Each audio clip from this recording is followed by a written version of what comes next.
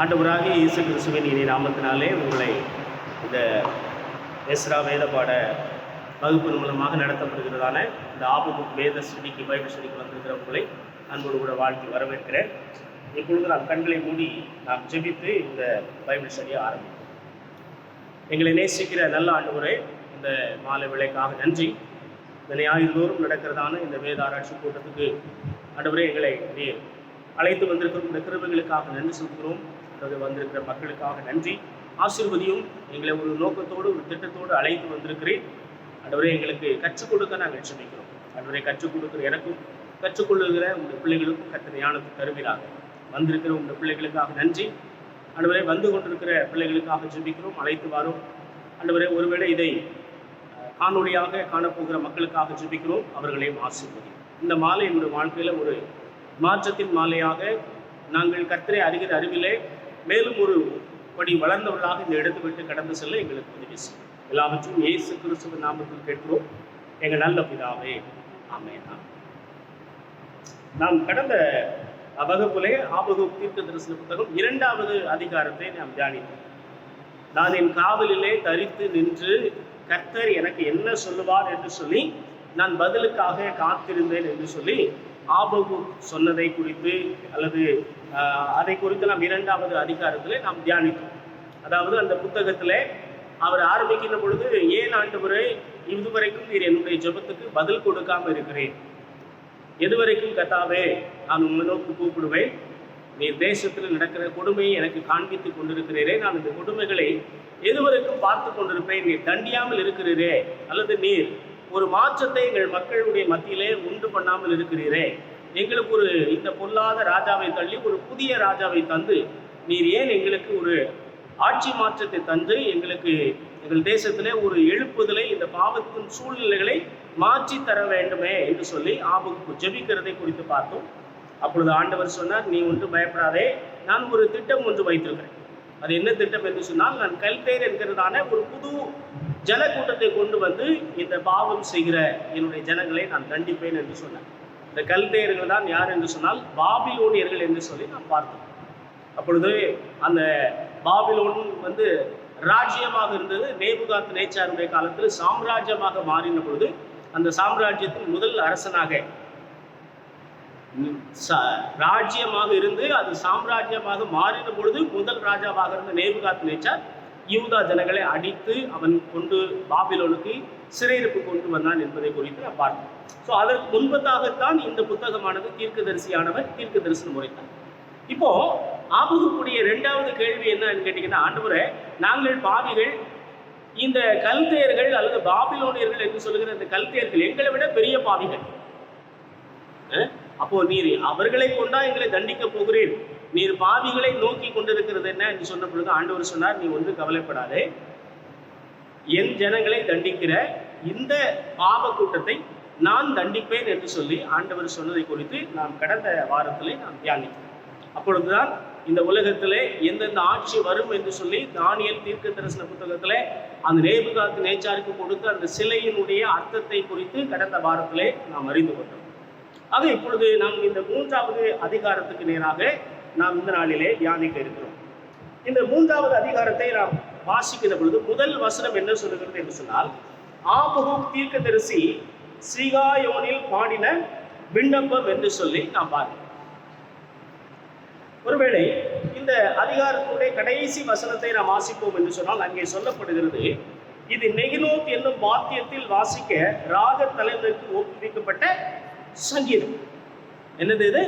சங்கீதம். அப்போ இந்த 3வது அதிகாரம் ஒரு சங்கீதமாக இருக்கிறது என்று சொல்லி நாம் பார்க்கிறோம். ஒருவேளை இந்த ஆபகுக்கை குறித்து நாம் பார்க்கிறோம். இந்த ஆபகுக்கு 1வது அதிகாரத்தில் ஏன் என்று சொல்லி கடவுளை கேள்வி கேட்கிறவராக ஆரம்பித்தார். அல்லது நான் எதுவரைக்கும் நான் இவைகளெல்லாம் இந்த கொடுமையை நான் பார்த்து கொண்டிருப்பேன் என்று சொல்லி கேட்க ஆரம்பித்தார். இப்பொழுது 3வது அதிகாரத்துக்கு வருகின்ற பொழுது அவர் கர்த்தரை துதித்து பாடின பாடலாக இந்த 3வது அதிகாரம் இருக்கிறது என்று சொல்லி பார்க்கிறோம். அவருடைய பாடுகள் மாறவில்லை, அவர் கண்ட பிரச்சனைகள் எதுவும் மாறவில்லை. ஆனால் எது மாறினது என்று சொன்னால் ஆபகுக் மாறிவிட்டார். நான் சொல்றது உங்களுக்கு புரியுதுங்களா? இவர் எது வரைக்கும் சொல்லி ஆண்டவரை பார்த்து கேள்வி கேட்டுக் கொண்டிருந்தார். அந்த சூழ்நிலைகள் எதுவும் மாறவில்லை. அந்த பாவத்தின் வழிகள் அப்படியாகத்தான் இருக்கிறது. நான் தண்டிக்க போகிறேன் சொல்லி கர்த்தர் சொல்கிறார். இப்பொழுது 3வது அதிகாரம், அது ஒரு சங்கீதம் என்று சொல்லி பார்க்கிறோம். ஆபகுக்குடைய பிரச்சனைகள் எதுவும் மாறவில்லை. ஆபகு கேட்ட கேள்விக்கான பதில் மாத்திரமே வந்திருக்கிறது, உரிய எந்த ஒரு சூழ்நிலையும் மாறவில்லை. ஆனால் ஆபகுக்கு மாறிவிட்டார். அவர் முதலாவது ஆரம்பிக்கும் பொழுது எப்படி ஆரம்பித்தார்? 1வது அதிகாரம் 2வது வசனத்திலே நான் எதுவரைக்கும் உனக்கு கூப்பிடுவேன்னு சொன்னாரு. ஆனால் இப்பொழுது கர்த்தரை துதிக்கிறவராக இந்த ஆபகுக்கு மாறிவிட்டார் என்று சொல்லி பார்க்கிறோம். அப்போ இப்பொழுது முதலாவது ஆபகுக்கு எப்படி இருந்தார்னு சொன்னால், அங்கே இருக்கிற பின்னணியத்தை, அங்கே இருக்கிற சூழ்நிலைகள் அடிப்படையில ஆண்டவரை பார்த்து கேள்வி கேட்டுக் கொடுத்தார். ஆபகுக்கு என்ன பண்ணிட்டு இருந்தாரு? அங்கே இருக்கிற சூழ்நிலைகள் அடிப்படையில ஆண்டவரை பார்த்து கேள்வி கேட்டுக் கொண்டிருந்தார். ஆனால் இப்பொழுது அவர் எப்படி பார்க்கிறார் சொன்னால், விசுவாசத்திலே ஆண்டவர் செய்யக்கூடிய காரியங்களை குறித்து அவர் என்ன பண்ணுகிறார் பார்க்க. அந்த விசுவாசத்திலே ஆண்டவர் என்ன செய்ய போகிறார் என்பதை குறித்து அவர் கேள்விப்பட்ட பொழுது விசுவாசத்திலே நடக்க ஆரம்பித்தார். இதுவரைக்கும் தன்னுடைய கண்ணின் காட்சிகளிலே ஏன் இவன் இப்படி செய்து கொண்டிருக்கிறார், தேசத்துல ஏன் அக்கிரமம் நடக்குது, ஏன் இப்படிப்பட்ட பிரச்சனை நடக்குதுன்னு சொல்லி கேள்வி கேட்டிருந்தவர் இப்பொழுது விசுவாசத்திலே ஆண்டவர் சொன்னவைகளை நம்பி விசுவாசத்திலே பார்க்கின்ற பொழுது அவர் ஏன் என்ற கேள்விக்கு பதிலாக அவர் கடவுளை துதிக்கிறவராக மாறினார் என்று சொல்லி நாம் பார்க்கிறோம். அப்போ இந்த ஆபகுக்குடைய வாழ்க்கையில ஏன் இப்படி ஒரு மாற்றம் வந்தது, இப்படிப்பட்ட ஒரு தாக்கம் எப்படி வந்தது, கேள்வியிலிருந்து அவர் எப்படி நேரடியாக பாடல் பாடுகிற கடவுளை துதிக்கிற ஒரு காரியத்துக்குள்ளாக கடந்து போனார்னு சொன்னா, 2வது அதிகாரம் மிக மிக முக்கியமான அதிகாரம். 2வது அதிகாரம் 1 வசனத்துல வாசிக்கிறோம், நான் என் காவலிலே தரித்து அறநிலை நிலை கொண்டிருந்து அவர் எனக்கு என்ன சொல்லுவார் என்றும் அவர் என்னை கண்டிக்கும் போது நான் என்ன உத்தரவு சொல்லுவேன் என்றும் கவனித்து பார்ப்பேன் என்றேன். அப்பொழுது கர்த்தர் எனக்கு பிரதி உத்தரமாக. நம்முடைய வாழ்க்கையில இந்த ஆபகுக்குடைய வாழ்க்கையில் நடந்த சம்பவத்தை நாம என்ன பண்ணணும், நம்முடைய வாழ்க்கைக்கு ஒப்பிட்டு பார்க்கணும். அல்லது அந்த ஆபகுக்கை போல நாம் என்ன பண்ணணும், ஆண்டவருடைய பாதத்துல காத்திருக்கிறார். ஒரு பதில் ஆண்டவர் ஒரு பிரச்சனையை ஆபகுக்கு சொன்ன பொழுது ஆண்டவர் ஒரு பதில் சொல்லுகிறார். திரும்பமாக ஆண்டவரை நோக்கி ஆபகு திரும்ப ஒரு கேள்வி கேட்கிறார். ஆண்டவரே, நான் எது வரைக்கும் இந்த கல் தேரில கொண்டு வந்து எங்களை தண்டிக்க போறிய அப்படின்னு சொல்லி கேட்டப்போ ஆண்டவர் என்ன சொல்லுவார்னு சொல்லி நான் என்ன பண்ணிக்கிட்டு இருந்தேன், காத்து கொண்டு இருந்தேன். நான் என் காவலிலே தரித்து என் அறநிலை நிலை கொண்டிருந்து அவர் எனக்கு என்ன சொல்லுவார். ஸோ இன்னைக்கு கிறிஸ்தவர்களாகிய நம்முடைய வாழ்க்கையிலே காணப்பட வேண்டிய ஒரு காரியம், கர்த்தர் எனக்கு என்ன சொல்லுவார் என்று சொல்லி நாம் காத்திருக்கிறவர்களாக இருக்கு. எப்பொழுது நாம் கடவுளுடைய பாதத்திலே காத்திருக்கிறோமோ அப்பொழுது அவர் நிச்சயமாக நமக்கு என்ன சொல்வார், பதில் தருவார் என்பதை நாம மறந்து போகிறோம். அப்போ 3வது அதிகாரத்துக்கு வருகின்ற பொழுது இந்த 3வது அதிகாரமானது ஆண்டவரை பாடல் பாடுகிறவராக இவர் மாறினார். அது மாத்திரமல்ல, இதுவரைக்கும் ஏன் என்று அல்லது உட்கார்ந்து கொண்டிருந்தவர் இப்பொழுது மானை போல நான் துள்ளி குதிப்பேன் என்று சொல்லி அந்த 3வது அதிகாரத்தில் அவர் முடிக்கின்ற பொழுது சொல்லுகிறதை குறித்து நாம் பார்க்கிறோம். ஓகே, இந்த ஆபகுக்கை குறித்து இந்த 3வது அதிகாரத்தில் நாம் வாசிக்கின்ற பொழுது ஆபகு பாடின சங்கீதம் என்று சொல்லி நாம் பார்க்கிறோம். சரிங்களா? இப்போ எப்பொழுதுமே பார்த்தீங்கன்னு சொன்னா எல்லா தீர்க்க தரிசன புத்தகத்தை நீங்க நம்ம வாசிக்கின்ற பொழுது ஒரு சில தீர்க்க தரிசிகளுக்கு அவர் எந்த ஊர் என்று சொல்லி போடும், அல்லது யாருடைய குமாரன் என்று சொல்லி போடும். அதாவது எந்த ஊரு அல்லது யாருடைய மகன், யாருடைய ஆட்சி காலத்துல அவர். உதாரணத்துக்கு வாசிங்களா, ஏசாயா தீர்க்க தரிசன புத்தகம் 1வது அதிகாரம் 1வது வசனத்தை வாசிங்க. ஏசாயா தீர்க்க தரிசன புத்தகம் 1வது அதிகாரம் 1வது வசனம்.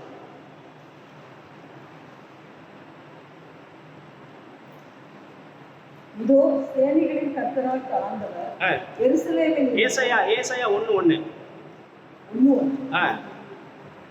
ஆமோஸின் குமாரன், நல்ல கவனிங்க, ஆமோஸின் குமாரனாகிய ஏசாயா. அப்ப ஏசாயாவோட அப்பா பேர் என்னது? ஆமோஸ். அப்புறம் யூதாவின் ராஜாக்களாகிய உசியா, யோதாம், ஆகாஸ் என்பவர்களின் நாட்களில் யூதாவின் எருசலேம் குறித்து கண்ட தரிசனம். நல்ல கவனிங்க. இப்ப பாருங்க, ஏசாயா தீர்க்க தரிசன அப்பா பேர் என்னது? ஆமோஸ். அது மாத்திரமல்ல, அவர் எந்த காலத்துல தீர்க்க தரிசனம் உரைத்தார் என்று சொல்லி 4 ராஜாக்களை குறித்து அங்கு தீர்க்க தரிசனம் உரைக்கப்பட்டதை நம்மால் பார்க்க முடியும். எரேமியா 1வது அதிகாரம் 1வது வசனம் வாசிங்கன்னா, பென்யமீன் தேசத்தில் உள்ள, நல்ல கவனிங்க, பென்யமீன் தேசத்தில் உள்ள ஆனதோத் ஊரில் இருந்த ஆசாரியர்கள் ஒருவனாகிய இல்கியாவின் குமாரன் எரேமியாவுடைய வசனம். இப்ப எரேமியாவோட அப்பா பேர் என்னது? இல்கியா. அவர் என்ன வேலை செஞ்சுக்கிட்டு இருந்தாரு? தேவாலயத்தை ஆசாரியனாக இருந்தாரு. அவருக்கு எந்த ஊரு? ஆனதோத்து. அவர் எந்த கோத்திரத்தை சார்ந்தவர்? பென்யமீன் கோத்திரம் என்று சொல்லி, அங்க பென்யமீன் என்பது ஒருவேளை தேசம், அதே நேரத்தில் அது அவருடைய கோத்திரமாக இருக்க வாய்ப்பு இல்லை. ஏன்னா இவன் ஆசாரியனுடைய குமாரனாக இருக்க. அப்ப எரேமியா லேவி கோத்திரத்தை சார்ந்த ஒருவராக என்ன பண்றாரு? இருக்க. ஆனா ஆபகுக்குல வாசிக்கும் பொழுது ஆபகுக்கு எந்த ஊரு, அவங்க அப்பா பேர் என்னது, அவருடைய மூதாதையர்கள் வரிசை என்ன, எதுவுமே அவர் எந்த கோத்திரம் எதுவுமே அங்க சொல்லப்படலை. நேரடியாக என்ன சொல்லப்படுகிறது? ஆபகுக்கு 1வது அதிகாரம் 1வது வசனத்தை வாசிச்சிங்கன்னு சொன்னா, ஆபகுக்கு என்னும் தீர்க்கதரிசி தரிசனமாய் கண்ட பார். ஸோ இவர் தீர்க்கதரிசி என்று சொல்லி மாத்திரம்தான் சொல்லப்பட்டிருக்கிறது. அவர் எந்த ஊர் என்றோ, அவருடைய மூதாதையர்கள் எந்த ஊர் என்றோ, அவர் எந்த கோத்திரம் என்றோ எந்த ஒரு பின்னணியும் கொடுக்கப்படும். ஆனால் 3வது அதிகாரத்துல நாம் வாசிக்கின்ற பொழுது இது நெகினோத் என்னும் வாத்தியத்தில் வாசிக்க ராகத்தலனுக்கு ஒப்பிக்கப்பட்ட ஒரு சங்கீதம் என்று சொல்லி நான் பார்க்கிறேன். சங்கீதங்களை யார் பாடினார்கள், யார் எழுதினார்கள் என்று சொல்லி பார்த்தால், தாவீதின் காலத்திலே கர்த்தர் நல்லவர், அவர் கிருபை என்றும் உள்ளது என்று சொல்லி பாடக்கூடிய ஒரு பாடகர் குழுவை அவன் ஏற்படுத்தினார். சங்கீதக்காரன் தாவீது கூட அநேக பாடல்களை இயற்றி அதை கொடுத்தான் என்று சொல்லி பார்க்கிறோம். நெகினோத் என்பது ஒரு நரம்புகள் கொண்ட ஒரு இசைக்கருவி. இன்னைக்கு நம்ம பார்த்தோம்னு சொன்னா வயலின் இருக்குது, கிட்டார் இருக்குது, இது போன்ற கருவிகள் எல்லாமே அந்த நரம்புகள் கொண்டதாக, வீணை இருக்குது, இது எல்லாமே நரம்புகள் கொண்டதாக. இன்றைக்கு அவைகள் எல்லாம் நரம்புகளுக்கு பதிலாக இரும்பு மெல்லிஸ் கம்பிகளை கொண்டதாக என்னப்படுது இருக்குது. இப்படிப்பட்ட ஒரு இசைக்கருவி தான் நெகினோத் என்று சொல்லி சொல்லப்படுது. ஸோ நெகினோத் என்னும் வாத்தியத்தில் வாசிக்க அப்படிப்பட்ட ஒரு விதத்திலே பாடப்பட்ட ஒரு சங்கீதம். அப்போ இந்த ஆபகுக்கு ஒரு தீர்க்கதரிசியாக மாத்திரமல்ல, ஒருவேளை இவர் ஏதாகிலும் ஆசரிப்பு கூடாரத்தில் தேவாலயத்திலே பணி செய்கிற ஆசாரிய வகுப்பை சார்ந்தவராக இருக்கிறதுக்கு வாய்ப்பு உண்டு. அல்லது அதற்கு பாடல்களை பாடுகிற, பாடல்களை எழுதி கொடுக்கிற ஒரு பாடகர் குழுவின் தலைவராக இந்த ஆபகுக்கு இருந்திருக்க வாய்ப்பு உண்டு. ஒருவேளை இந்த ஆபகு ஒரு லேவியனாக இருந்து அங்க பாடகர் குழுவில பாடல் கூட என்ன பண்ணிருக்கலாம், பாடியிருக்கலாம்.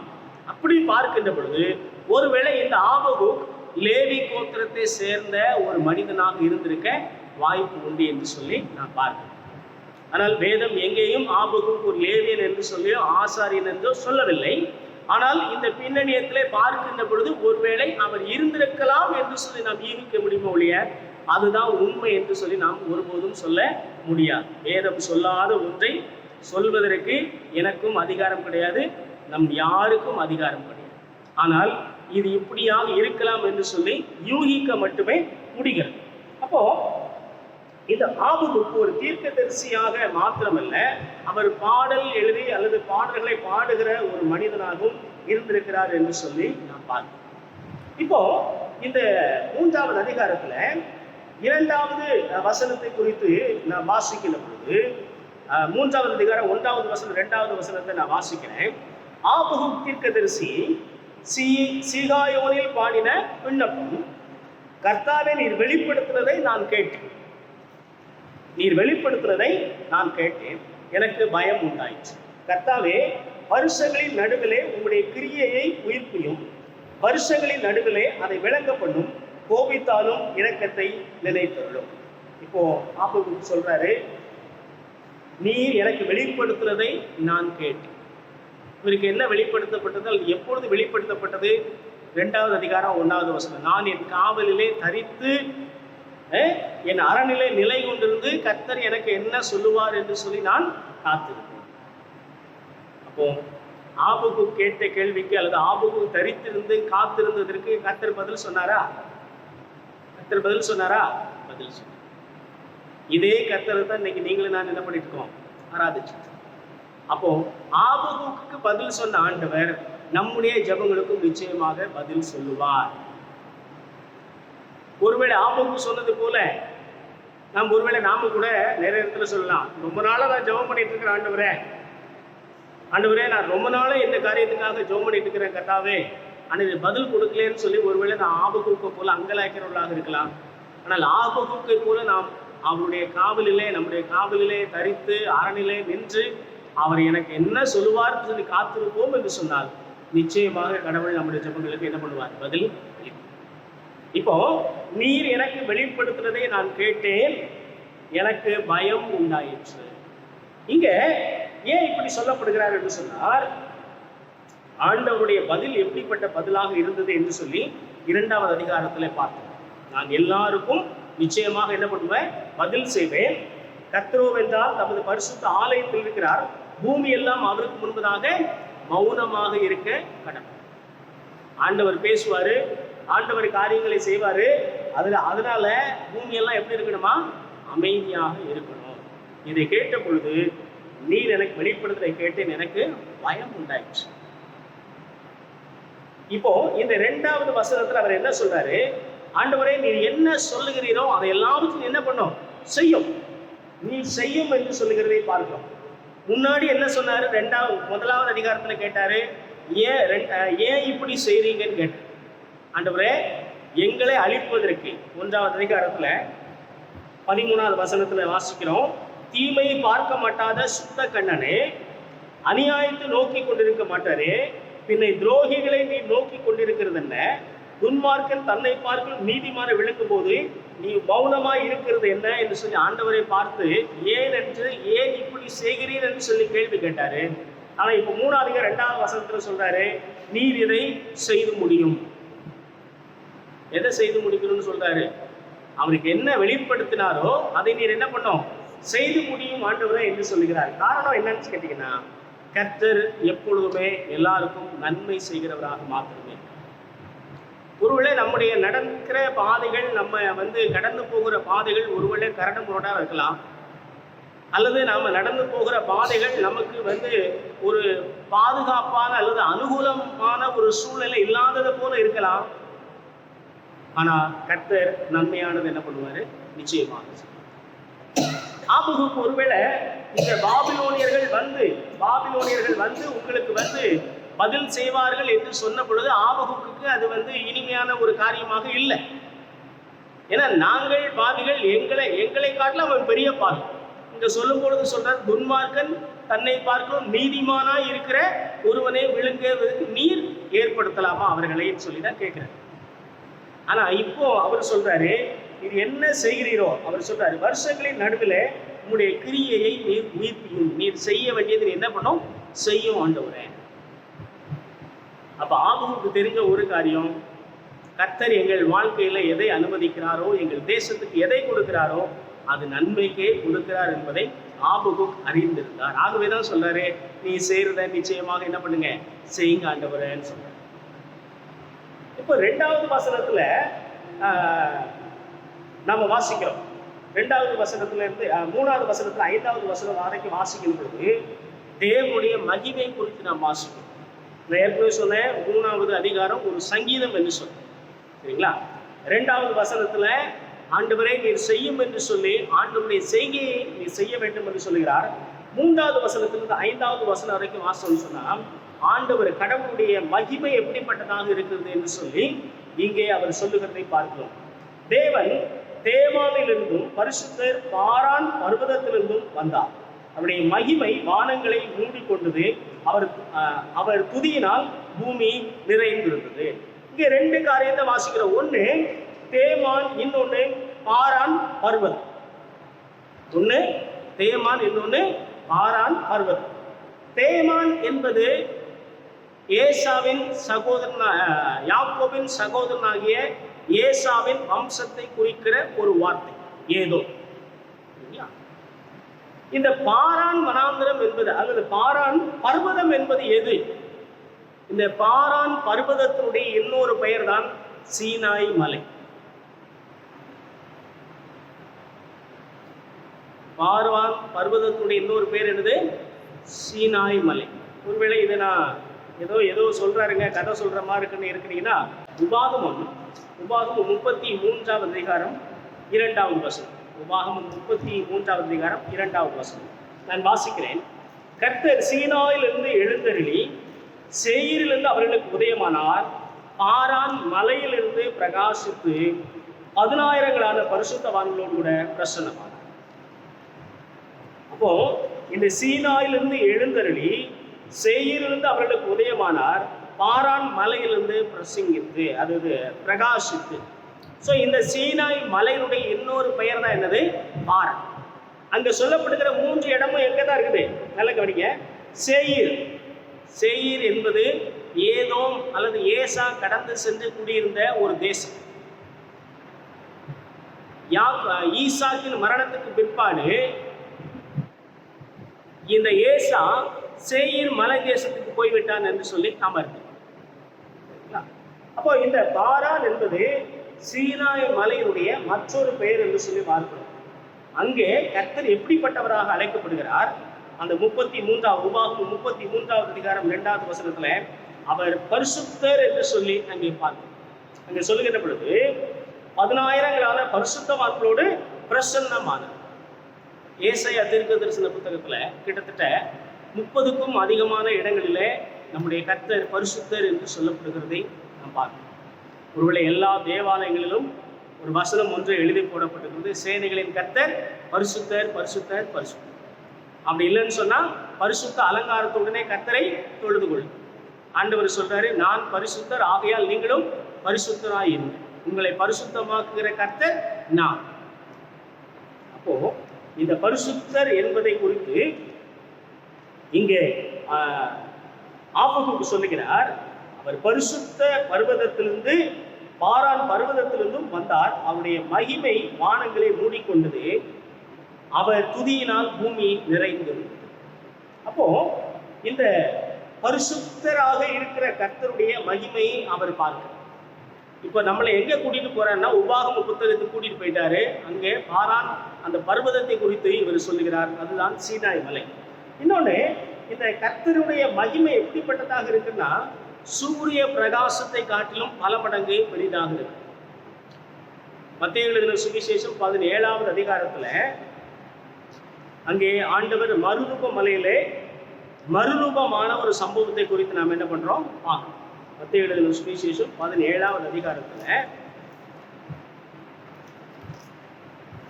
2வது வசனத்துல வாசிக்கிறேன். 1வது வசனம் 2வது வசனத்தை வாசிக்கிறேன். மத்தேயு 17:1-2.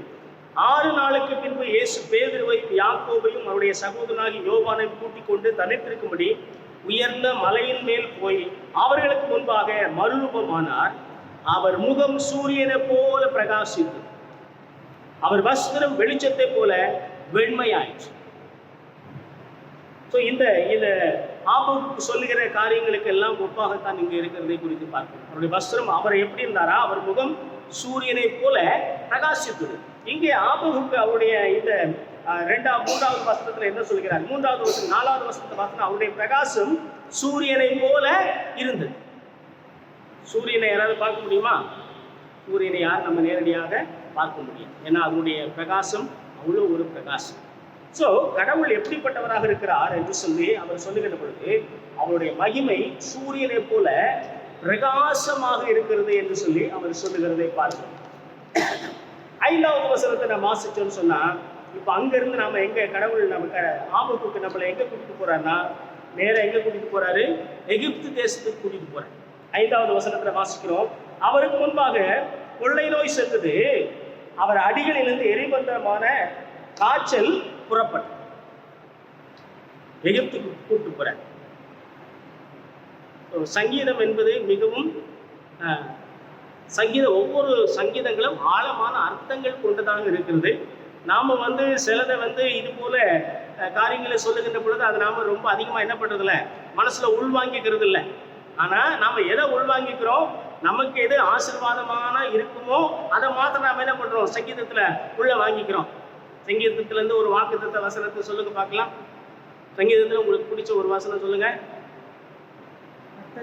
கர்த்தரின் மேய்ப்பராய் இருக்கிறார், இது ஒரு பாதி. நான் தாழ்ச்சி அடையேன். நாம் ஏன் அந்த அந்த சங்கீதத்தை நம்ம அதிகமாக மனசுல வச்சுக்கிறோம்னா, நான் ஒருபோதும் தாழ்ச்சி அடைவதில்லை. ஏன்னு சொன்னால் கர்த்தர் என்னுடைய மேய்ப்பர்.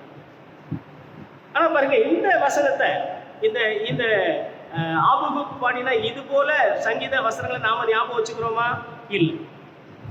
ஏன்னா அவைகள் நம்முடைய மனதில் இருப்பது கிடையாது. ஆனால் இவைகள் நிச்சயமாக நம்முடைய மனதில் என்ன பண்ணணும்? இருக்கணும். இவர் சொல்றாரு, அவருக்கு முன்பதாக கொள்ளை நோய் சென்றது, அவர் அடிகளில் இருந்து எரிபந்திரமான காய்ச்சல் புறப்பட்டது. ஆண்டவர் எகிப்தின் ஜனங்களுக்கு செய்த வாதைகளை குறித்து என்ன பண்றோம்? பாருங்க, நல்ல கவனிங்க.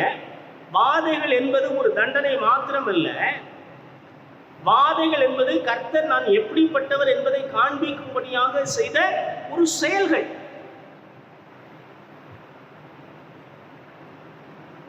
நான் திரும்பவும் சொல்றேன், வாதைகள் என்பது தண்டனை என்பது மாத்திரமல்ல. வாதைகள் என்பது கடவுள் நான் எப்படிப்பட்டவராக இருக்கிறேன், நான் கர்த்தர், நான் எப்படிப்பட்ட ஒரு மகிமை உள்ளவராக இருக்கிறேன் என்பதை தம்முடைய வல்லமை வெளிப்படுத்தின ஒரு செயல் தான் இது வாதைகள். நல்ல கவனிங்க, இந்த இஸ்ரவேல் இந்த எகிப்தின் ஜனங்களுக்கு 10மே எப்படி இருந்துச்சு? வாதைகளாக இருந்துச்சு, பாடுகளாக இருந்துச்சு, கஷ்டங்களாக இருந்துச்சு. ஆனால் அதே தேசத்துல, அதே பட்டணத்துல இருந்த இந்த இஸ்ரவேல் ஜனங்களுக்கு அவைகள் எப்படியாக இருந்துச்சு? ஆசீர்வாதமா இருந்துச்சு. 2 காரியம். ஆண்டவரை விசுவாசியாத ஜனங்கள், இன்னொன்னு ஆண்டவரை ஏற்றுக்கொள்ளாத ஜனங்கள். இந்த பக்கத்துல ஆண்டவரால் தெரிந்து கொள்ளப்பட்டவர்கள், ஆண்டவரை நோக்கி பார்த்தவர்கள். யாத்ரா புத்தகத்துல வாசிக்கிறோம், அவர்கள் கர்த்தரை நோக்கி என்ன பண்ணார்கள்? முறையிட்டார். அப்ப பாருங்க, 2 பேருக்குள்ள வித்தியாசத்தை குறித்து பார்க்கிறோம். ஒருத்தனுக்கு தண்ணீர் எல்லாம் இரத்தமா இருக்குது. அதே தேசத்திலே வாழ்கிற இஸ்ரவேல் ஜனங்கள் குடிக்கிற தண்ணியில அது இரத்தமாக என்ன பண்ணல? மாற. அப்படி மாறி இருந்த இவங்களும் என்ன பண்ணிருப்பாங்க? இரத்தமா மாறி தண்ணி இவங்களால குடிக்க முடியாம இருந்திருக்கும். அப்ப இவங்க என்ன சொல்லிருப்பாங்க? கர்த்தரை நோக்கி என்ன பண்ணிருப்பாங்க? முறுமுறுத்திருப்பாங்க. ஆனால் அப்படிப்பட்ட ஒரு செயல் நடந்ததாக யாத்ரா புத்தகத்துல வாசிக்கும். அங்க சொல்லுகின்ற பொழுதே சொல்றாரு, உன் ஜனங்களுக்கும் என் ஜனங்களுக்கும் நடுவில் நான் என்ன பண்ணுவேன்? பெரிய வித்தியாசத்தை உண்டு பண்ணுவேன். இவெல்லாம் இஸ்ரவேல் அந்த எகிப்து ஜனங்கள்லாம் சொரிஞ்சிட்டே கிடக்குறான். ஏன்னா பேனு, ஏதாவது 1-2 பேன் ஓடினா கூட தலையில அரிச்சுக்கிட்டே இருக்குது. அவன் உடம்பு பூரா பேனா இருக்குது. அவன் எப்படி சொரிஞ்சிருப்பான் பார்த்துக்கிட்டு. ஆனா எகிப்து இஸ்ரவேல் ஜனங்களுக்கு ஒண்ணும் இல்லை. அங்க ஒரு பெரிய ஒரு உருட்டாட்டம் பிடிச்சது. பகலெல்லாம் அந்தகாரமாகி எல்லாம் இருட்டா இருக்குது. ஆனா இவங்க மாத்திரம் என்ன, இஸ்ரவேல் ஜனங்கள் என்ன பண்ணிட்டு இருக்காங்க? வெளிச்சத்தில் நடந்துட்டு இருக்காங்க. ஒரே தேசத்துல 2 விதமான செயல்பாடுகள் இருக்குது. அப்போ வாதைகள் என்பது எகிப்தின் ஜனங்களுக்கு அது வாதைகள், இஸ்ரவேல் ஜனங்களுக்கு அது ஆசீர்வாதம். இந்த வாதைகள் என்பது கடவுள் நான் தண்டிக்கிறேன் என்பதற்கு மாத்திரமல்ல, பார்வோனுக்கு தம்முடைய மகிமை என்ன பண்றாரு? வெளிப்படுத்துகிறார். மோசே வந்து சொல்றாரு, கர்த்தர் என் ஜனங்களை போகவிடு என்று சொல்லுகிறார். பார்வோன் கேட்கிறான், நான் போக விடுவதற்கு நீ சொல்லுகிற கர்த்தர் யார்? எனக்கு சொல்லு. கர்த்தர் எல்லாம் எனக்கு தெரியாதப்பா, நீ சொல்லு, கர்த்தர் நான் யாரு? மோசே சொன்னாரு, மோசே ஆண்டவர் சொன்ன, ஆண்டவரே நான் போய் உங்கள் தேவனாகிய கர்த்தரை என்ன அனுப்பினார் சொன்னா யார் நம்ப மாட்டாங்க. நான் என்ன சொல்றது? இருக்கிறவராகவே இருக்கிறேன் என்று சொன்னவர் என்னை அனுப்பினார்னு சொல்லுன்னு சொன்னார். அப்போ ஆண்டவர் தம்முடைய மகிமை என்ன பண்றார்? வெளிப்படுத்துறார். இந்த பார்வோன் கேள்வி கேட்டான், நான் அனுப்பி விடுவதற்கு இந்த கர்த்தர் யார்? நீ சொல்லுகிற கர்த்தர் யார்? அப்போதான் ஆண்டவர் என்ன பண்றாரு? நான் இவனை சும்மா விட போறதில்ல, இவனுக்கு 10 விதமான வாதைகளை நான் அனுப்ப போகிறேன்னு சொல்லிதான் கடவுள் என்ன பண்றாரு? தம்முடைய மகிமையை அங்க எகிப்துல வெளிப்படுத்துறதுப்பா. ஒரு சில நேரத்துல ஒரே சம்பவம் நடக்குது. ஒருவருக்கு ஆசீர்வாதமாகவும் ஒருவருக்கு அது சாபமாகவும் இருக்கு. எவர்கள் விசுவாசிக்கிறார்களோ அவர்களுக்கு அந்த பாடுகள் ஆசீர்வாதமாக மாறுகிறது. எவர்கள் அவரை விசுவாசிக்கவில்லையோ அந்த பாடுகள் அவர்களுக்கு பாடுகளாகவே இருக்கு. இஸ்ரவேல் ஜனங்களை கர்த்தரை நோக்கி முறையிட்டார்கள். எகிப்திற்கு வந்த வாதைகள் அந்த எகிப்திற்கு வாதைகளாகத்தான் இருந்தது. ஆனால் இஸ்ரவேல் ஜனங்களுக்கும் அவைகள் ஆசீர்வாதம் தான். 10வது வாதையை குறித்து நாம் வாசிக்கிறோம். அன்றைக்கு எகிப்தில் இருக்கிற எல்லா தலைப்பிள்ளைகளும் மரித்து போனார்கள். ஆனால் அதே தேசத்தில் இருந்த இஸ்ரவேல் ஜனங்களுக்குள்ளாக எந்த தலைப்பிள்ளையும் என்னவில்லை, மரிக்க. அப்ப பாருங்க, ஆண்டவருடைய மகிமையை அங்கே எகிப்தின் ராஜாவாகிய பார்வோனுக்கு ஆண்டவர் வெளிப்படுத்துவதை குறித்து நாம் பார்க்கிறோம். அப்போ வாதைகள் என்பது இந்த எகிப்தின் மக்களுக்கு வாதைகளாக இருந்தது. கர்த்தரை விசுவாசித்த எகிப்தின் ஜனங்களுக்கு அவைகள் ஆசீர்வாதமாக இருந்தது என்று சொல்லி நாம் பார்க்கிறோம். அப்போ இந்த முதல் அந்த 3, 4, 5 வசனங்களை வாசிக்கிற பொழுது ஆண்டவர் எப்படிப்பட்ட மகிமை உள்ளவராக இருக்கிறார். அவர் சூரியனை போல பிரகாசம் உள்ளவராக இருக்கிறார். அது மாத்திரமல்ல, அவர் போகின்ற பொழுது அவருக்கு முன்பதாக காற்றிலும் எரிபந்தங்களும் கடந்து போகிறது என்று சொல்லி நாம் பார்க்கிறோம். ஆண்டவர் அப்படிப்பட்ட மகிமை உள்ள தேவனாக இருக்கிறார் என்று சொல்லி பார்க்கிறோம். ஒருவேளை இந்த மகிமை குறித்து, கடவுளுடைய மகிமை குறித்து, கர்த்தருடைய மகிமை குறித்து நான் வாசிக்க வேண்டும் என்று சொன்னால், பழைய ஏற்பாட்டிலே ஆண்டவருடைய மகிமை எப்படி பார்க்கிறோம்னு சொன்னா, அவர் செய்கிற செயல்களின் மூலமாக நாம் என்ன பண்றோம், அவருடைய மகிமையை பார்க்கிறோம். உதாரணத்துக்கு தான் நம்ம வாசிச்சோம், எகிப்தில் அவர் செய்த கிரியைகள் எல்லாமே அவருடைய மகிமையை வெளிப்படுத்துகிறதாகத்தான் இருந்தது. இஸ்ரவேல் ஜனங்கள் வனாந்தரத்தில் நடந்து கொண்டு வருகிறார்கள். அப்போ கேட்குறாங்க, எங்களுக்கு சாப்பிட்றதுக்கு என்ன உணவு? 40 வருஷம் இவர்கள் விதைக்கவில்லை, அறுக்கவில்லை, எதையும் சேர்த்து வைக்கல. ஆனால் 40 வருஷம் ஆண்டவர் சாப்பாடு கொடுத்தாரு, வானத்திலிருந்து விழுந்த மன்னாவை கொடுத்தார். ஏன் அப்படி செய்தாரு? அவருடைய மகிமையை காண்பிக்கிறது. குடிக்கிறதுக்கு தண்ணி இல்லை வனாந்திரத்தில், குடிக்கிறதுக்கு வனாந்திரத்தில் தண்ணி இல்லை. ஆண்டவர் சொல்றாரு, அந்த கண்மலை அடிப்போம், அங்கிருந்து என்ன வரும் உனக்கு? தண்ணீர் வரும். ஒரு இடத்துல போகும் பொழுது, மாறாங்கிற இடத்துல போகும் பொழுது அங்கே தண்ணி இருக்குது, ஆனா அது குடிப்பதற்கு ஏற்றதாக இல்லை, கசப்பா இருக்குது. அப்போ ஆண்டவரே, இங்க இருக்கிற தண்ணி கசப்பா இருக்குதா, மக்கள் எல்லாம் மோசைக்கு விரோதம் முறுமுறுக்கிறாங்க. ஆண்டவர் சொல்றாரு, நீ எங்க என்னப்பா அந்த மரத்தின் கொப்பை வெட்டி உள்ள கூட அந்த தண்ணி என்ன ஆயிரும், குடிக்கிறதுக்கு ஏற்றதாக மாறும்னு சொன்ன பொழுது அங்கே தண்ணீரை அந்த அந்த மரத்தின் கொப்பை வெட்டி போட்டார்கள். அந்த கசப்பான தண்ணீரை குடிப்பதற்கு ஏதுவான மதுரமான நீராக மாறுது என்று சொல்லிப்பார். அப்போ ஆண்டவர் செய்கிற செயல்கள் தம்முடைய மகிமையை வெளிப்படுத்துவதற்காக. ஒருவேளை நிறைய நேரத்தில் நம்முடைய குடும்பத்தில் சில காரியங்கள் நடக்கின்ற பொழுது அது நமக்கு ஒருவேளை சோதனைகளாக அல்லது பாடுகளாக இருக்கும். ஆனால் அது நல்லா கவனிச்சு பார்த்தீங்கன்னா, கர்த்தர் நான் என்பதை அங்கே தம்முடைய மகிமையை நமக்கு வெளிப்படுத்துகிறவராக இருக்கு.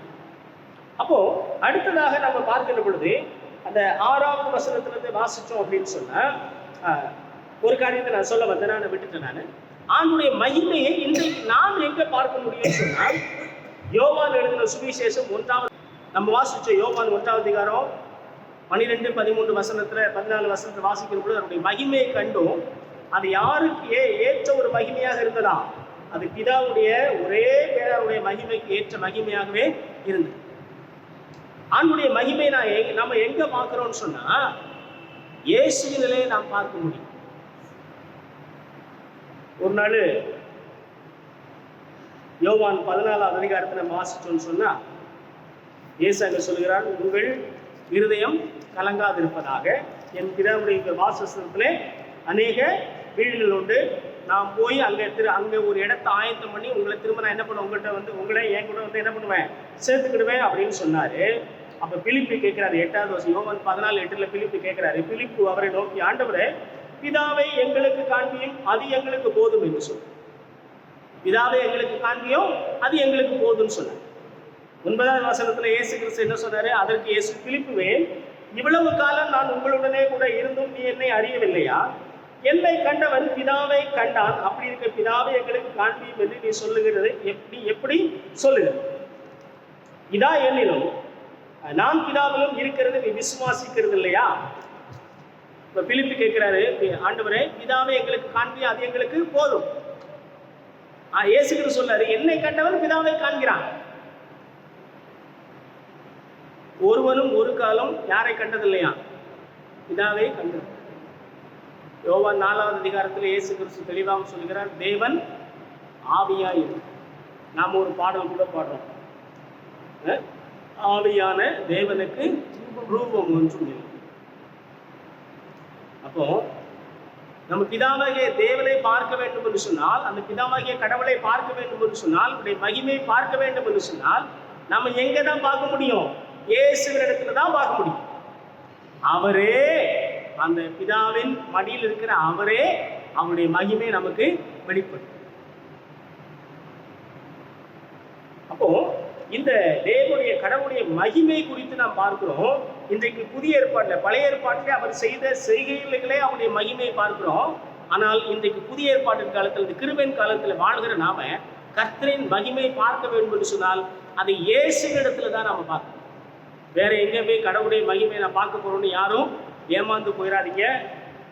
நாம பார்க்க வேண்டியது எல்லாம் இயேசுவை நோக்கி பார்த்தோம்னு சொன்னா இயேசுவிடத்தில் அவருடைய கிரியைகள் நிச்சயமாக விளங்குது. அவருடைய மகிமையை நாம அங்கதான் பார்க்க முடியும். அடுத்தது 7வது வசனத்துல நம்ம வாசிக்கிறோம். 7வது வசனம் 8வது வசனத்தை நம்ம வாசிக்கிறோம். அங்க என்ன வாசிக்கிறோம்? 7வது வசனத்தை ஒருத்தர் வாசிங்க. 6, 7 வாசிங்க. அவர் நின்று பூமியை அளந்தார். அவர் பார்த்து புறஜாதிகளை கரைய பண்ணினார். பூர்வ பர்வதங்கள் சிதறடிக்கப்பட்டது. என்றும் உள்ள மலைகள் தாழ்ந்தது. அவருடைய நடைகள் நித்திய நடைகளாய் இருந்தது. கூசானின் கூடாரங்கள் வருத்தத்தில் அகப்பட்டிருக்கிறதை கண்டேன். மீதியான் தேசத்து திரைகள் நடுங்கின.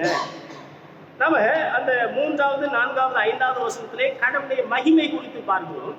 இந்த 6வது, 7வது வசனத்துல வாசிச்சோம்னு சொன்னா கர்த்தருடைய வல்லமை குறித்து நாம் என்ன பண்றோம்? வாசிக்கிறோம். அங்க சொல்லப்படுகிறது, கர்த்தர் நின்று பூமியை அளந்தார்.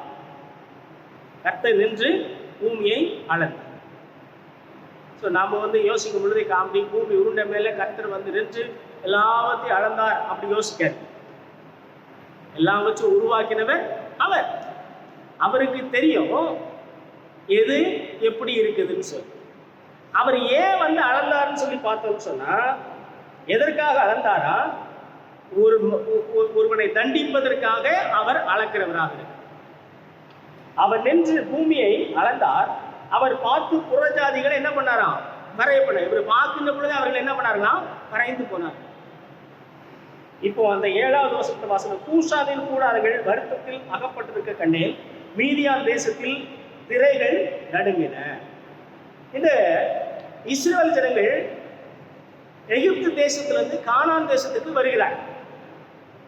அதாவது எகிப்தின் அடிமைத்தில் 430 வருடம் அவர்கள் எகிப்தில் அடிமைகளாக இருந்து அந்த அடிமையிலிருந்து மோசேயின் மூலமாக விடுவிக்கப்பட்டு இப்பொழுது வனாந்தரத்திலே நடந்து வருகின்ற பொழுது அங்கே இந்த கானானுக்கும் எகிப்துக்கும் நடுவாக குடியிருந்த ஒரு கூட்ட ஜனங்கள் தான் யாரு?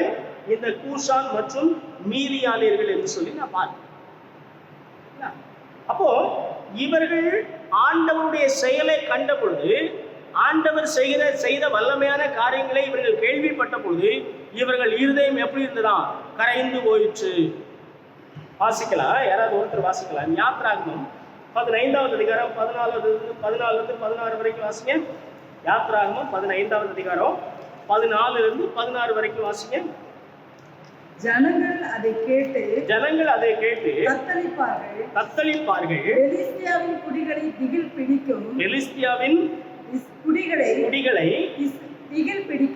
பிடிக்கும். ஏதோமின் பிரபுக்கள் கலங்குவார்கள். மோவாபின் பராக்கிரமசாலிகளை நடுக்கம் பிடிக்கும். கானானின் குடிகள் யாரும் கரைந்து போவார்கள்.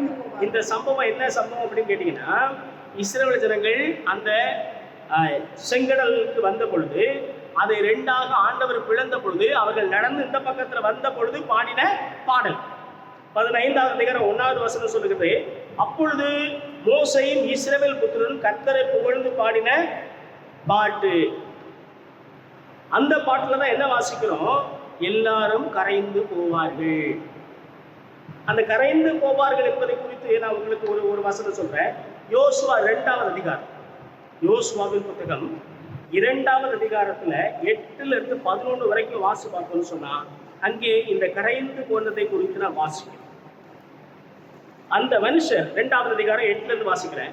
அந்த மனுஷர் படுத்துக் கொள்ளும் முன்னமே அவள் வீட்டின் மேல் அவர்களிடத்திற்கு ஏறி போய், கர்த்தர் உங்களுக்கு தேசத்தை ஒப்பு கொடுத்தார் என்றும், உங்களை பற்றி எங்களுக்கு திகில் பிடித்திருக்கிறது என்றும், உங்களை குறித்து தேசத்தின் குடிகள் எல்லாரும் சோர்ந்து போனார்கள் என்றும் அறிவேன். 10வது வசனம், நீங்கள் எகிப்திலிருந்து புறப்பட்ட போது கர்த்தர் உங்களுக்கு முன்பதாக சிவந்த சமுத்திரத்தின் தண்ணீரை வற்றி போக பண்ணினதையும், நீங்கள் யோர்தானுக்கு அப்புறத்தில் சங்காரம் பண்ணின எமோரியரை 2 ராஜாக்களாகிய சீகோனுக்கும் ஓகுக்கும் செய்ததை கேள்விப்பட்ட பொழுது எங்கள் இருதயம் கரைந்து போயிற்று. உங்களாலே எல்லாருடைய தைரியமும் அற்று போயிற்று. உங்கள் தேவனாகிய கர்த்தரே உயர வானத்திலும் கீழே பூமியிலும் தேவனானவர். இந்த சம்பவம் யார் சொல்றதுங்க? இந்த வார்த்தைகளை ராகாப் என்கிறதான ஒரு பெண்மணி சொல்லுகிறதை குறித்து எரிகோ பட்டணத்துக்குள்ளாக இவர்கள் வந்து அவருடைய வீட்டிலே தங்கி ஒளிந்து கொண்டிருக்கிற அவள் சொல்கிறார், உங்கள் கர்த்தர் நடத்தின விதத்தை பார்க்கின்ற பொழுது எங்கள் தேசத்தின் ஜனங்களுடைய இருதயங்கள் எல்லாம் என்ன ஆயிட்டு கரைந்து போச்சு. தண்ணீரை போல எப்படி இருக்கிறா கரைந்து போச்சு. எங்கள் இருதயம் கரைந்து போயிற்று. அது மாத்திரமல்ல, உங்கள் தேவனாகிய கர்த்தரே உயர வானத்திலும் கீழே பூமியிலும் தேவனானவர் என்று சொல்லி அந்த ராகாப் பெண்மணி சொல்லுகிறதை குறித்து ஆபகுக்கு அதை குறித்து தான் சொல்லுகிறார். இந்த கூசானின் கூடாரங்கள், இந்த மீதியானின் தேச திரைகள் நடுங்கிறது என்று சொன்னால், கர்த்தர் வருகின்ற பொழுது அல்லது கர்த்தர் வந்த பொழுது ஜனங்கள் எப்படி இருந்தார்கள் பாருங்க. ஆண்டவர் சர்வ வல்லமுள்ள ஆண்டவர். அவருடைய வல்லமை இன்றைக்கு இருக்கு. அவர் இன்றைக்கும் ஆளுகின்றவராக இருக்கு. ஆண்டவரால் முடியாத காரியம் சொல்லி ஒண்ணு இல்லவே. எப்போ யாருக்கு என்ன செய்யணுங்கிறது அவர் எல்லாவற்றையும் அறிந்து ஆண்டவர் தம்முடைய வல்லமைகளை வெளிப்படுத்துகிற ஒரு நாட்கள். இந்த இஸ்ரவேல் ஜனங்களுடைய வாழ்க்கையில பார்க்கிற பொழுது அவர்கள் 400 வருடம் அந்த எகிப்தில் இருக்கிறார். 400 வருடம் எகிப்தில் அடிமையா இருந்து எப்படி இருந்தாங்க? போக போக போக போக காலங்கள் நிறைவேற நிறைவேற அவர்களுடைய பாடுகள் பெருகி கொண்டே இருக்கு. கவனிங்க, இவர்கள் கர்த்தரை நோக்கி முறையிட்டார்கள். இவர்கள் முறையிட்ட பொழுது ஆண்டவர் ஒரு மனுஷன் என்ன பண்ணாரு? எழுப்பினார். அதுதான் யாரு? மோசே. இவங்க கூப்பிட்ட பின்னாடி மோசே பிறந்தானா அல்லது மோசெல்லாம் பிறந்து வளர்ந்த பின்னாடி இவர்கள் கூப்பிட்டார்கள்? மோசே பிறந்து வளர்ந்த பின்னாடி தான் இவங்க என்ன பண்றாங்க? கூப்பிடுறாங்க. அப்போ இவர்கள் கூப்பிடுவதற்கு முன்பதாகவே இவர்களை விடுவிப்பதற்காக ஒரு இரட்சகனாகிய மோசேவை ஆண்டவர் ஏற்கனவே எழுப்பினார்.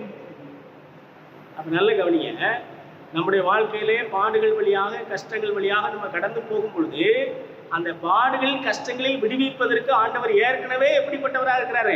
ஆயத்தம் உள்ளவராக இருக்கிறார். எப்பொழுது இவர்கள் எங்களை விடுவியும் கர்த்தாவே என்று சொல்லி ஜெபித்தார்களோ, எப்பொழுது ஆண்டவர் நோக்கி கூப்பிட்டார்களோ, அப்பொழுது ஆண்டவர் மோசே வாப்பான்னு கூப்பிட்டு வந்துட்டார். அப்போ நல்ல கவனிங்க, நாம் ஒருவேளை நினைக்கிறோம் நம்முடைய பாடுகளே கடவுள் பார்க்காது போல் இருக்கிறார், என்னுடைய ஜெபங்களுக்கு ஆண்டவர் பதில் கொடுப்பதில்லை, என்னுடைய கஷ்டங்கள் ஆண்டவருக்கு தெரிவதில்லைன்னு நாம் யோசிக்கலாம்.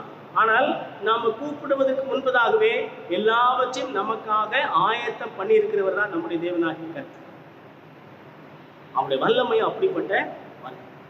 அவருடைய செயல்கள் பராக்கிரமம் உள்ள செயல். அவரால் செய்யக்கூடாத அதிசயமான காரியம் ஒன்றுமே. ஆண்டவர் சொல்றார், மாம்சமான யாவருக்கும் தேவனாகிய கர்த்தர் தான் என்னாலே செய்யக்கூடாத அதிசயமான காரியம் ஒன்று உண்டோ? எதுவுமே கிடையாது. அப்போ இந்த 3வது அதிகாரத்துல இந்த 7வது வசனம் வரைக்கும் வாசிக்கும் பொழுது 1வது வசனத்துல பார்க்கிறோம், இது ஒரு சங்கீதம் என்று சொல்லி நாம் பார்க்கிறோம். 2வது வசனத்துல அவர் சொல்லுகின்ற பொழுது, ஆண்டவரே நீ செய்ய போகிற காரியங்களை செய்யும் ஆண்டவரே என்று சொல்லி, இதுவரைக்கும் ஏன் இப்படிப்பட்ட காரியங்களை செய்கிறேன்னு சொல்லி கேட்டார் ஆபகுக்கு. இப்போ இதை நீ செய்யும் ஆண்டவரே, எனக்கு வெளிப்படுத்தினதெல்லாம் நீ என்ன பண்ணுவீர்? செய்யும் என்று சொல்கிறார். இந்த 3வது 4வது 5வது வசனத்துல வாசிக்கிற பொழுது அவர் கடவுளுடைய மகிமை குறித்து அவர் என்ன பண்றார்? அவர் சொல்லுகிறார். கடவுளுடைய மகிமை குறித்து சொல்லுகிற பொழுது கர்த்தர் பரிசுத்தராக இருக்கிறார் என்று சொல்லி சொல்லுகிறதை பார்க்கிறோம். அவர் ஜனங்களுக்கு ஒரு காரியத்தை நியாயம் தீர்க்கின்ற பொழுது அவர்களுக்கு அது தண்டனை மாத்திரமல்ல, தம்முடைய மகிமை வெளிப்படுத்துவதற்காக ஆண்டவர் செய்த செயல்தான் எகிப்திலே கொடுக்கப்பட்ட 10 வாதைகள் என்று சொல்லி பார்த்தோம். அதான் சொன்னேன், பார்வோன் கேட்டான், நான் இந்த ஜனங்களை அனுப்பிவிடும்படி சொல்லுகிற அந்த கர்த்தர் யாருன்னு கேட்டாரு. பார்வோன் கேட்டாரு. பார்வோனுக்கு பதில் சொன்னார், நான் கர்த்தர் என்பதை நிரூபிக்கிறேன்னு சொல்லிதான் அந்த 10 வாதைகள் அனுப்பினார். அடுத்ததாக நம்ம 6வது 7வது வசனத்துல வாசிக்கிற பொழுது ஆண்டவர் எப்படிப்பட்ட வல்லமை உள்ளவராக இருக்கிறார். அவர் வருகின்ற பொழுது ஜனங்களுடைய இருதயங்கள் எல்லாம் கரைந்து போயிற்று.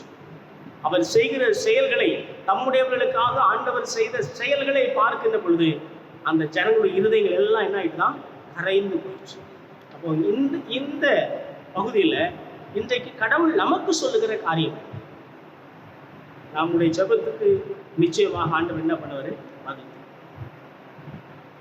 ஆண்டவர் நமக்கு செய்ய போகிற காரியங்களை குறித்து யாரெல்லாம் கேட்கிறாங்களோ அவருடைய இருதயம் கரைந்து போகிற அளவுக்கு என்ன பண்ணுவார்? ஆண்டவர் பெரிய காரியங்களை நமக்கு செய்யும்.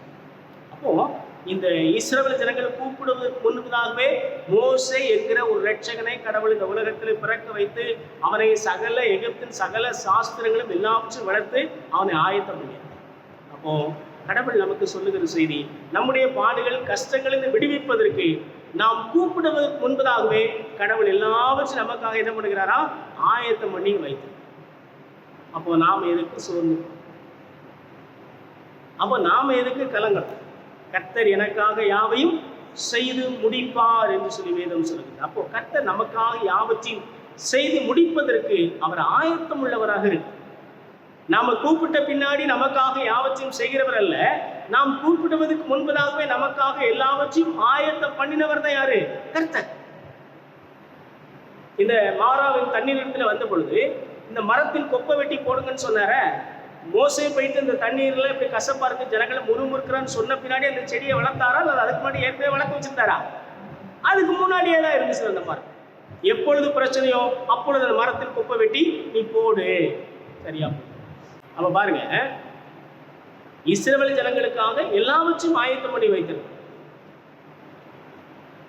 இது புதிய ஏற்பாட்டை வரும். கானா ஒரு கல்யாணத்துல திராட்சை ரசம் கம்மியாயிட்டு, திராட்சை ரசம் இல்லை. அந்த நேரத்தில் கற்சாடிக்கு எங்கே போகிறது? அந்த கல்யாண வீட்டில் 6 கற்சாடி என்ன பண்ணுது இருக்குது, அதில் கொண்டு போய் தண்ணியை ஊற்றுங்க. கடவுள் எல்லாவற்றையும் ஆயத்தம் பண்ணுகிறவராக. அப்போ நாம கூப்பிடுவதற்கு முன்பதாகவே நமக்காக சகலத்தையும் ஆயத்தம் பண்ணி வைக்கிறவர் தான் யாரு? கர்த்தர்.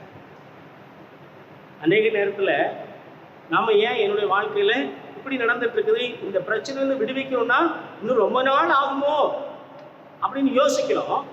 ஏன்னா அதை ஆரம்பித்து அதை செய்து முடிப்பதற்கு இவ்வளோ நாள் ஆகுமோன்னு சொல்லி பார்க்குறோம். ஆனால் கடவுள் சொல்றாரு, நான் இந்த பிரச்சனைக்கு ஏற்கனவே முடிவெல்லாம் என்ன பண்ணிட்டேன், நான் ஆயத்தம் பண்ணி வச்சுட்டேன். நீங்கள் கேட்டீங்கன்னு சொன்னால் அது இப்பொழுதே என்ன பண்ணப்படும்? உங்களுக்கு கொடுக்கப்படும். இஸ்ரவேல் ஜனங்கள் வாழ்க்கையில் தான் நடந்துச்சுது. புதிய ஏற்பாட்டில் அநேக ஜனங்களுடைய வாழ்க்கையில் தான் நடந்துச்சுது.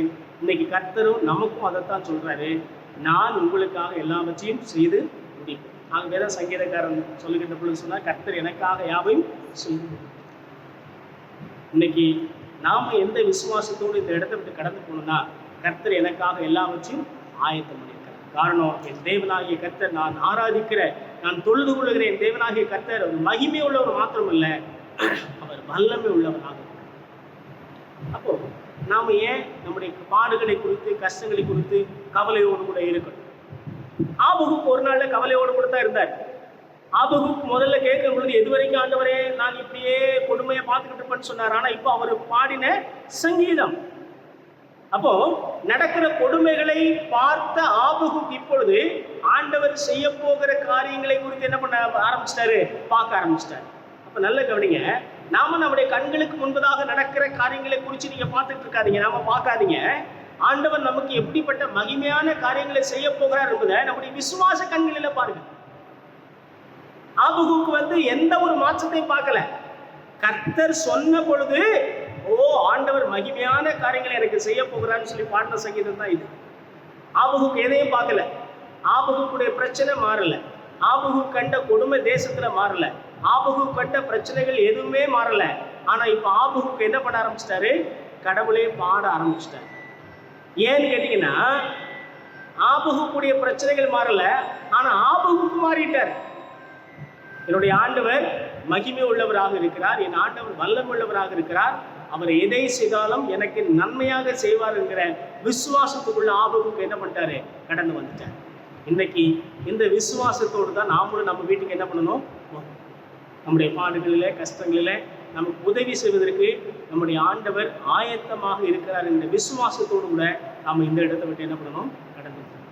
அப்போ இந்த பைபிள் ஸ்டடியில கடவுள் இன்னைக்கு நமக்கு சொல்லுகிற ஒரு காரியம், நான் மகிமை உள்ள கர்த்தராக இருக்கிறேன், நான் பராக்கிரமம் உள்ள கர்த்தராக இருக்கிறேன். அதான் சொல்றாரு, என்னால செய்யக்கூட அதிசயமான காரியம் ஒன்று. அப்போ நம்முடைய பிரச்சனைகள் ஒருவேளை மாறாததாக இருந்தாலும் சரி, நம்முடைய பிரச்சனைகளை நம்ம பார்க்காம ஆண்டவர் நமக்கு செய்ய போகிற காரியங்களை நம்முடைய விசுவாச கண்களினால நாம் என்ன பண்ணுவோம்? பாப்பு கடவுள் நிச்சயமாக நம்மளை என்ன பண்ணுவார்? ஆசீர்வதிப்பார். நாம் கண்களை மூடி நாம் ஜெபிப்போம். கண்களை மூடி இருக்கிற பொழுது ஆண்டவருக்கு நன்றி செலுத்துவோம். ஆண்டவருக்குள் இன்னைக்கு நமக்கு சொல்லிக் கொடுத்த இந்த சத்தியத்துக்காக ஆண்டவருக்கு நன்றி செலுத்துவோம். ஒருவேளை இவ்வளவு நாட்கள் நம்முடைய வாழ்க்கையில் நமக்கு வந்த பாடுகள், நம்ம பார்த்து கொடுக்கிற பாடுகளை குறித்தே நம்ம பார்த்துக்கிட்டு இருந்தோம்னு சொன்னா, இனிமேல் ஆண்டவர் செய்ய போகிற அந்த மகிமையின் காரியங்களை பார்த்து ஆண்டவருக்கு நன்றி செலுத்துவோம். அந்த விசுவாசத்தோடு கூட ஆண்டவரை நோக்கி பார்த்து வாழ்வோம். நிச்சயமாக கர்த்தர் நம்மை ஆசீர்வதிப்பார். எங்களை நேசிக்கிற நல்ல ஆண்டவரே, இந்த மாலை இந்த வேத ஆராய்ச்சி கூட்டத்துக்காக நன்றி. ஆபகுப்பு புத்தகத்தை குறித்து நாங்கள் தொடர்ந்து படிக்கும்படி எங்களுக்கு கிருபை கொடுத்தபடினாலே உமக்கு நன்றி செலுத்துவோம். ஆபகுக்கு ஆண்டவரை ஏன் இப்படிப்பட்ட பாடுகள் இந்த தேசத்திலே நான் என் கொடுமை பார்க்க வேண்டும் என்று சொல்லி கேள்வியோடு கூட ஆரம்பித்தவர் இந்த நாளிலே கர்த்தரை துதித்த ஒரு பாடின சங்கீதம் என்று சொல்லி நாங்கள் 3ஆம் அதிகாரத்தை தியானித்தோம். ஆண்டவரே, ஆபகுக்குடைய பிரச்சனைகள் மாறவில்லை, ஆபகுக்கின் பாடுகள் மாறவில்லை, ஆனால் ஆபகுக்குடைய வாழ்க்கை மாறியிருந்தது, அவருடைய விசுவாசம் மாறியிருந்தது. ஆண்டவரே, அதுபோல ஒருவேளை இந்த நாளிலே மாலையிலே வந்திருக்கிற நாங்களும் எங்கள் வாழ்க்கையிலே காணப்படுகிற பிரச்சனைகள் பாடுகளை பார்க்காதபடி எங்கள் தேவனாகிய கர்த்தர் உண்மையே நாங்கள் விசுவாசத்திலே நாங்கள் உண்மை நோக்கி பார்த்து உம்மிடத்திலிருந்து ஆசீர்வாதங்களை பெற்றுக்கொள்ள எங்களுக்கு உதவி செய்யும். இந்த நாளிலே வந்த உங்களுடைய பிள்ளைகளுக்காக நன்றி. அவர்கள் எந்த நோக்கத்தோடு கூட எந்த விதமான தேவைகளோடு கூட வந்திருப்பார்கள் என்று சொன்னார். அவர்கள் எல்லாவற்றையும் என் மகிமையின் தேவன் உடைய வல்லமுள்ள கரத்தினாலே செய்து முடித்து ஆசீர்வதிக்கும்படியாக இயேசு கிறிஸ்துவின் நாமத்தில் கேட்கிறோம் எங்கள் ஜீவன் உள்ள நல்ல பிதாவே. ஆமென், ஆமென். தேங்க்யூ. God bless you. கடவுள் உங்களை ஒரே ஆசீர்வதிப்பார்.